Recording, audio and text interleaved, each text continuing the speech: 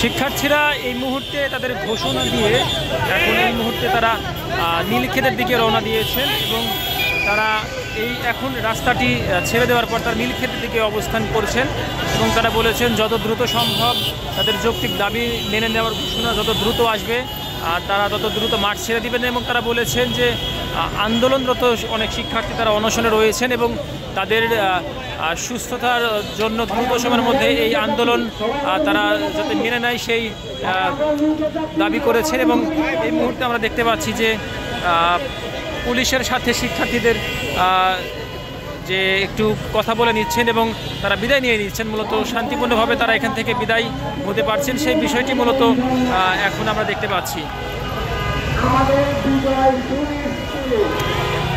এবং বিপুল সংখ্যক যে আইন শৃঙ্খলা বাহিনীর সদস্য তারা এখানে এসেছিলেন এবং পুলিশের সাজোয়া যান সব প্রস্তুত ছিল এবং নারী শিক্ষার্থীরাও মূলত এখানে আন্দোলনে আমরা দেখেছি যে অবস্থান করেছিলেন এবং এখন এই মুহূর্তে তারা নীলক্ষেতের দিকে চলে যাচ্ছেন। তাদের যে আহত রয়েছেন আহত যে আন্দোলনকারীরা রয়েছেন তাদের কাছে যে তারা যাচ্ছেন এবং সেই বিষয়গুলো তারা এখন দেখবেন।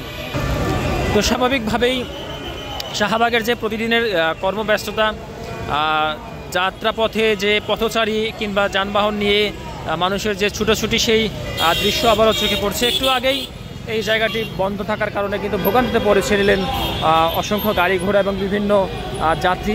তারা এই ভোগান্তির শেষে মূলত আবারও ফিরতে পারছেন তাদের নিজেদের গন্তব্যের উদ্দেশ্যে এবং পুলিশও এই জায়গা থেকে তারা তাদের থানার দিকে মূলত শাহবাগ থানার দিকে তারা রওনা হয়েছেন এবং এখন পর্যন্ত সর্বশেষ অবস্থাতে শিক্ষার্থীরা বিক্ষোভ করেছেন, তাদের ঘোষণা দিয়েছেন এবং বলা যায় যে শান্তিপূর্ণভাবে শেষ পর্যন্ত তারা পুলিশের সাথে কথা বলে এখান থেকে বিদায় নিয়েছেন।